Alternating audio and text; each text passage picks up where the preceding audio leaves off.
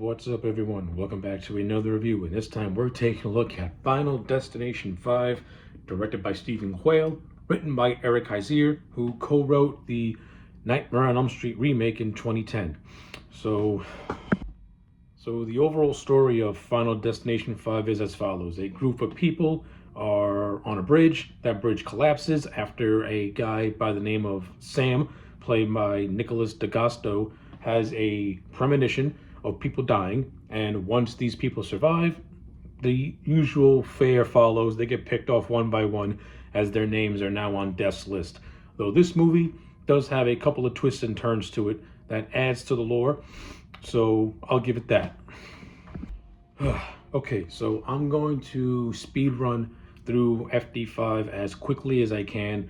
I'm just going to say this movie is a vast improvement over the Final Destination, which I thought was a miserable piece of garbage.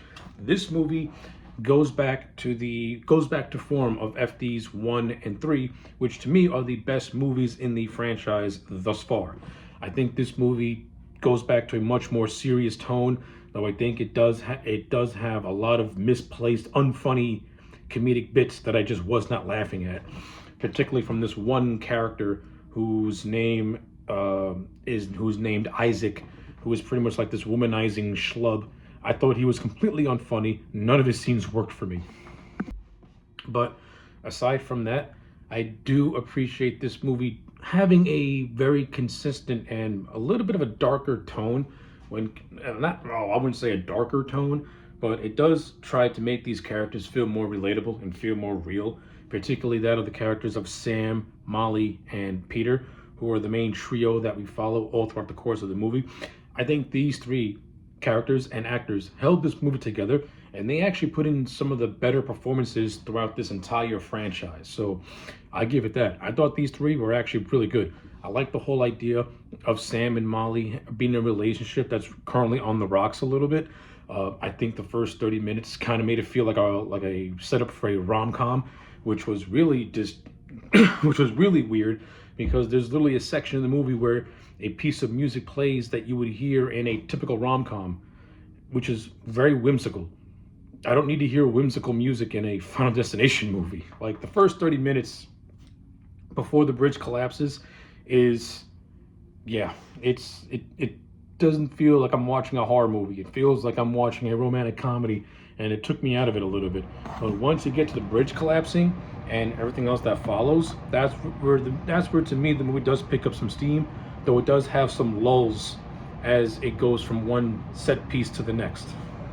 But like I said, I think the characters in this movie are a vast improvement over the planks of wood in that fourth movie and the just forgettable ones in the second movie, and they go back to 1 and 3, which had characters that were more or less just better written and just more interesting to follow. You get that with this movie. I think that the three principals, like I said, they hold this movie together. I like the character of Sam. He reminds me of Alex, though with somebody with a much more stronger sense of what's going on with himself and doesn't have a complete mental breakdown because of it. So I kind of like that. That was actually something different when compared to the other characters who had these premonitions in prior movies. The character of Molly, I mean, she's not really all that interesting aside from the relationship issues she's having with Sam, but I do think they have decent chemistry, and I buy their relationship for the most part, so I'll give it that. And I think the character of Peter has one of the more intriguing character developments throughout this movie. So he's basically Sam's friend and boss, but they have a very close relationship, and they're very tight for the most part. But once they survive the bridge, Peter witnesses his girlfriend getting killed while doing a gymnastics routine, and the entire course of the movie is him his sanity slowly deteriorating, and I like it. It's very intriguing. This actually expands an idea that was presented in the third movie of a human villain being in this franchise, and we actually get to see that in the fifth movie by having a character get established as being very close to one of our main characters, practically his best friend. And then when he suffers a loss, once death tries to scratch the names off the list, his sanity starts to deteriorate because he's starting to question how his girlfriend could die after doing something she's been doing for like ever and stuff like that. So I like the character of Peter. I think the performance by the actor is very, very strong, and he's just one of the more better written characters throughout this entire movie, especially when he goes into villain mode at the end. I think it got a little too convoluted, maybe a little too hammy and almost slasher villainy, but I did like it for the most part. This movie also features the return of Tony Todd as Bloodworth. Anytime Tony Todd appears on screen in a Final Destination movie, it's one of the more interesting aspects of said movie, and it's no different than it in this one. I do like how he's presented as like a very ghostly like figure, and then when he actually explains what the rules are for this particular movie, it's kind of it adds to the lore, but it also can get a little head scratchy. So, according to Bloodworth and the whole thing with death, in order for these people to be skipped, they have to take another person's lifespan by killing them. And this idea is what catapults Peter into pretty much wanting to get payback for what happened, not only happened to his girlfriend, but also not wanting to die himself. So he pretty much becomes obsessed with the point of what if he would take another person's life and take that person's lifespan, it would add on to his. And that further plays into his mental deterioration. Again, I do like that part. I think the whole lifespan stealing thing is a little weird, that I don't really find it necessary. All it does is add on to the lore and overcomplicates things, to me at least, because I don't think the movie did a good enough job at actually creating intense scenes of that with that idea taking place, except for the end where Peter tries to kill where Peter kills a cop played by Courtney B. Vance, who is really just peppered all throughout this movie and doesn't really serve any purpose. It's a waste of Courtney B. Vance's talents, to be honest with you. And then he tries to kill Sam and Molly while at this restaurant. So, I mean, it is what it is. It's all right. The whole lifespan thing is okay, I guess. I don't hate it, but I don't really care for it. I don't really find it necessary. But I do like the last 15 minutes of the movie. It is quite intense, so I'll give it that. In terms of the movie, in terms of how our characters get dispatched in this one, I'll say this. The bridge collapse, I buy this more than I buy the racetrack thing from part 4. So a bridge collapsing, it was a nice set piece, so I'll give it that. Unfortunately, this movie was done in 3D, and it shows because the digital effects look like something you would see on a PS3, and I don't care for it. I hate the blood effects look so bad, and the 3D aspect of every death is just so jarring to look at. Like it comes across as unintentionally funny.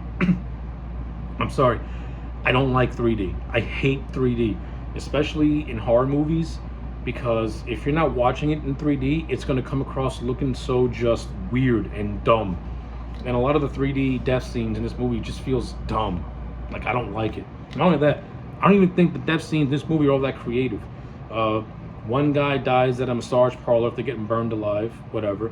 Another one dies by laser eye surgery, which was okay for the most part. I think the best one is where the girl dies while doing her gymnastics routine, mainly because after the bar breaks, she literally breaks her neck and back and falls like an accordion, which is a very visceral image, and I do like it because it actually plays a part in Peter's mental breakdown, which I think is cool. But pretty much after that, like the bridge collapsing scene is good, the gymnastics scene is good, and the laser eye surgery is good, even though it has a very just unfunny follow-up where she falls out of a window and a car runs over her eyeball.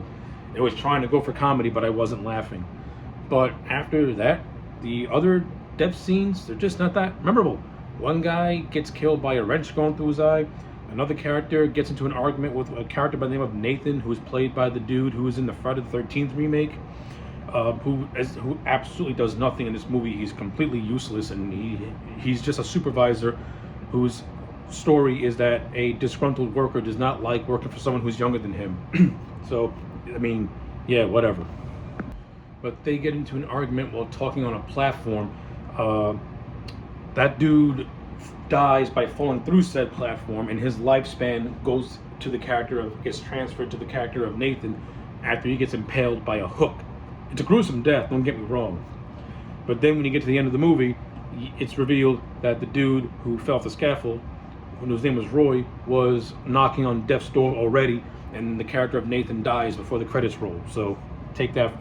To me, it seemed completely useless. But the one thing I will give this movie is that it does have a twist ending. So the character of Sam is a chef, right? And he has an offer to be an apprentice in Paris, France. So the ending ties that up by revealing that this whole thing took place 2 weeks before the start of the first Final Destination movie, as Molly and Sam are on flight 180, and they witness Alex being thrown off the plane after he had his vision. And Molly and Sam end up dying on flight 180. So the whole movie kind of gets recontextualized now as a prequel,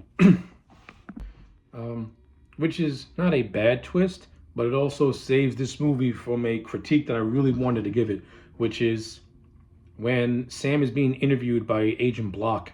Agent Block makes no references to prior accidents that happened before the bridge collapsing. And this is a problem that I've been having with the Final Destination movies whenever law enforcement get involved. How do you guys not know about these prior accidents that have happened since that first movie?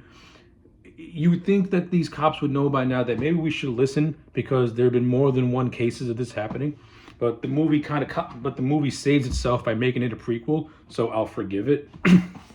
But it's an overall lingering problem that I'm starting to get with these movies, that, okay, you're crossing the realm of implausibility to the realm of now you're just starting to get on my nerves, because how are these cops so oblivious and blind to the fact that maybe these people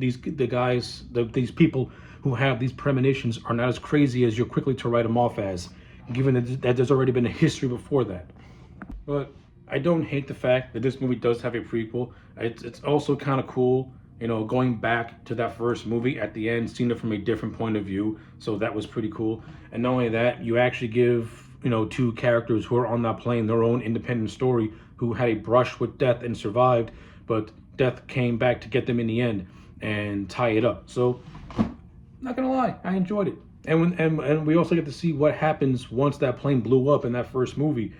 Everyone was incinerated, and it was just brutal. So yeah, overall, from a story standpoint, aside from some flaws here and there, I do think that Final Destination 5 is a vast improvement over that fourth movie. I appreciate how it goes back to the tones of 1 and 3. I think Stephen Quayle's directing, more or less, is competent. It's better than David R. Ellis, but it's not as strong as James Wong. The cinematography does have moments where it's okay, but it's ruined by the whole 3D aspect, which kind of undercuts a lot of the death scenes. I think the forced comedy is not good at all. Like, it really undercuts a lot of tension, which I'm starting to really not like with these movies. But overall, I don't really have that much really to say about Final Destination 5. It's okay. It's decent. It's not as good as 1 and 3, but I do enjoy it. It was fine for what it is, which is why I'm going to give it a solid 5 out of 10. So yeah, those are my thoughts on Final Destination 5. Let me know yours in the comment sections down below. Like the video and subscribe, and I'll check you back next time for more.